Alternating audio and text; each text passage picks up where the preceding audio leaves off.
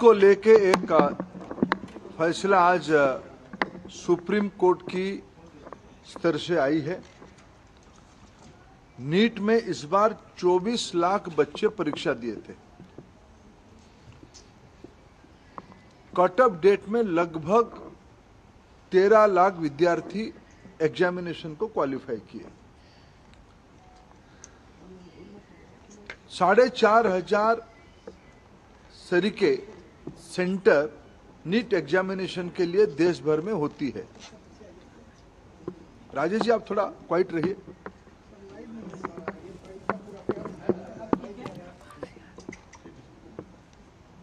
साढ़े 4,500 सेंटर देश भर में होती है। अनेक देशों में भी नीट की सेंटर होती है। खाड़ी की देशों में होती है, पड़ोस की देशों में होती है, और 13 भाषा में एग्जामिनेशन होता है। दुर्भाग्य से इस बार नीट की 2 क्वेश्चन सेट्स होता है। गलती ना हो जाए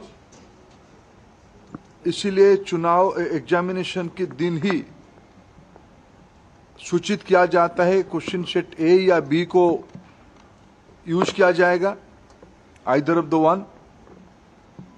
इस बार जब परीक्षा हुआ, गलती से आउट ऑफ 4,500 सेंटर 6 सेंटर में गलती से गलत सेट्स ऑफ क्वेश्चन आ गई। जब परीक्षा चल पड़ी, कुछ समय के बाद उसको संज्ञान में लिया गया और उसको विड्रॉ करके फिर सही प्रश्न पत्र दिया गया। उसमें कुछ टाइम लॉस हुई। उन 6 सेंटर में लगभग 1563 स्टूडेंट उसमें परीक्षा दे रहे थे। उनके मन में आया कि भाई ये हमारी साथ थोड़ा अन्याय हुई है, हमारी टाइम लॉस हुई है, हमारे लिए कुछ सोचनी चाहिए।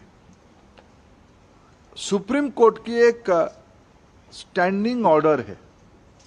इस प्रकार की कहीं एंट्रेंस में कुछ विषय आती है तो री एंट्रेंस ना कराते हुए एक एवरेज मार्किंग, ग्रेस मार्किंग की मेथड पे उनको कंपनसेट किया जा सकता है।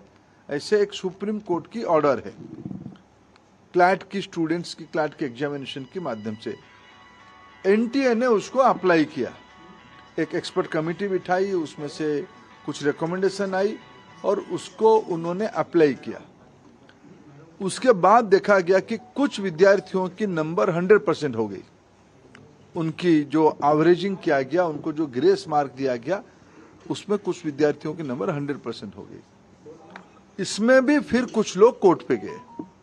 पहले कुछ लोग कोर्ट पे गए थे कि हमारी टाइम लॉस हुई, कोर्ट ने ऑर्डर दिया तो एनटीए को उसमें एक किस ग्रेस मार्किंग की प्रैक्टिस को अपनाना पड़ा, पद्धति को अपनाना पड़ा। फिर जब ग्रेस मार्किंग में कुछ विद्यार्थियों की नंबर 100% हो गई, तब फिर कुछ लोग कोर्ट पे गए। उस बीच में एनटीए ने फिर एक एक्सपर्ट कमेटी बिठाई, एकेडमिक्स कमेटी बिठाई। उन्होंने कुछ सोच समझ किया और कोर्ट ने आज उस कमेटी के ऑब्जर्वेशन को देखते हुए आज ऑनरेबल सुप्रीम कोर्ट ने स्पष्ट किया है उन 1563 स्टूडेंट्स को री एग्जामिनेशन का अपॉर्चुनिटी दिया जाए। 23 जून को 1563 स्टूडेंट को दोबारा नीट एग्जामिनेशन का ऑप्शन उनके सामने दिया जाएगा। वो परीक्षा दे सकते हैं, नहीं तो जो उनको ओरिजिनल परीक्षा की जो नंबर है उनको वो परीक्षा उसको भी ऑप्ट कर सकते हैं। नहीं तो अगर उनको उसमें ना देके और एक चांस लेना है तो वो 23 जून को एक बार परीक्षा भी दे सकते हैं, जो चाहेगा। ये आज सुप्रीम कोर्ट के एक बहुत स्पष्टता के साथ ऑर्डर आई है, उसको मैं स्वागत भी करता हूं। शायद उसके बाद नीट को लेके जो एक संशय और शंका सामने आई थी, वो आज समाप्त हो रही है। कुछ और विषय ध्यान में आई है। सरकार गंभीरता से उस विषय को ध्यान पे लिया है। हमें पूरा पारदर्शिता कुछ विषय क्वेश्चन लीक की भी आई है, कुछ रिट पिटीशन उसके ऊपर भी लगी है और सुप्रीम कोर्ट की संज्ञान में है, उसके ऊपर भी सरकार अपना स्पष्ट मत रखेगा। मेरे जितना जानकारी है, नीट एक कॉम्पिटेंट एग्जामिनेशन करने वाला अथॉरिटी बन चुकी है। ये जो 3 प्रेस्टिजियस परीक्षा होते हैं, नीट, जेईई और सीयूईटी, इसमें से देश की 50 लाख से ज्यादा स्टूडेंट्स की हर एक साल अभी एग्जामिनेशन हो रहा है।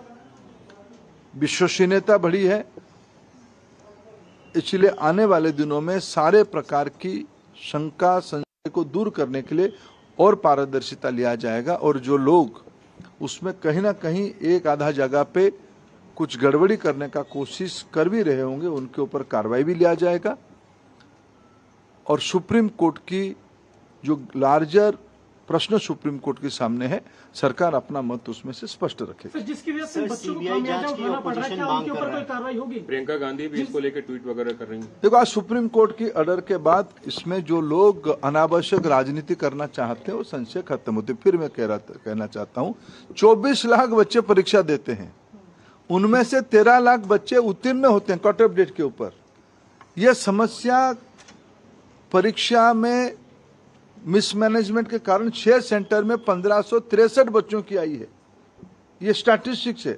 उसके ऊपर भी सुप्रीम कोर्ट की एक मॉडल को हमने अपनाया, उसमें भी कुछ लोग कोर्ट पे गया। आज कोर्ट ने उस फैसला को स्पष्ट किया है, उनको री एग्जामिनेशन कर दिया जाएगा।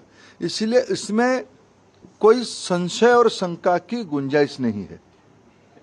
इसमें स्पष्ट हो गया है, उन विद्यार्थियों को 1563 स्टूडेंट्स को और एक बार परीक्षा देने की ऑप्शन उनके सामने है, वो चाहे तो परीक्षा दे सकते हैं। कमेटी के लोगों का नाम क्यों नहीं बताया जा रहा है? कमेटी के लोगों का नाम क्यों छुपा के रखा? नहीं, नाम छुपाने का क्या है? देखो, देश की शिक्षाविदों के नेतृत्व में हुई है, यूपीएससी की पूर्व चेयरमैन उन्हीं की नेतृत्व में हुई है, मेडिकल कमीशन की अधिकारी उसमें है, देश की पुराने वाइस चांसलर उसमें से हैं और उस कमेटी की रिकमेंडेशन सुप्रीम कोर्ट ने उस विषय को एंडोर्स किया है।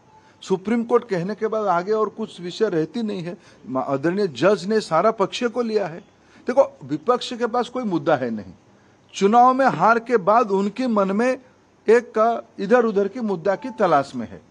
वो ईवीएम के पीछे कभी पड़े थे, कभी और कुछ लोगों को काम पे लगाए थे। ये भी ऐसा उनको लग रहा था कि एक मुद्दा मिल जाएगा, लेकिन जब आज परामर्श और रिकमेंडेशन कोई भी दे, फाइनली जजमेंट तो सुप्रीम कोर्ट ने ही तो दिया ना। तो इसलिए इस विषय को कोई यूपीएससी की पूर्व चेयरमैन या मेडिकल कमीशन की, एनएमसी की कोई अधिकारी या कोई वाइस चांसलर, तो कोई लुकी छुपी नाम नहीं ना। हमारे देश की शिक्षाविद है, क्रेडिबल शिक्षाविद है, लेकिन वो रिकमेंडेशन था, फाइनली उसको उस रिकमेंडेशन के बियॉन्ड जाके सुप्रीम कोर्ट ने आज कहा है कि 1563 बच्चों को री एग्जामिनेशन का ऑप्शन दे दिया जाए। उसके बाद कोई शंका नहीं बचती। देखो, पेपर लीक की हमारे पास कोई जानकारी नहीं है। मैंने उस रीट पिटीशन को अनुध्यान कराया, कोई भी एक भी जगह पे प्रमाण नहीं है। एक एलिगेशन पेपर लीक हुआ है, कहाँ है प्रमाण हुआ है? एक दो चीजों की न्यूज आइटम पे अगर प्रमाण आधारित होता है तब कोर्ट उसको विचार करेगी, सरकार अपना पक्ष रखेगी। वो कोर्ट में 8 जुलाई को चर्चा भी होगी, वो कोर्ट के सामने है। एनटीए में जब कह रहा हूं कि हर एक साल एनटीए आज इतना बड़ा हो चुका है, 13 भाषा, अनेक विदेश में भी, देश की 4500-5000 सेंटर्स में 50 लाख विद्यार्थियों की एग्जामिनेशन, 2-3 बड़े बड़े एग्जामिनेशन की होती है। इसलिए कोई संदेह के कारण नहीं है। हम सब, हमारी बच्चों को और पारदर्शिता लाया जाए, उसकी जो कुछ सुधार की विषय आएगा वो भी कर लेंगे।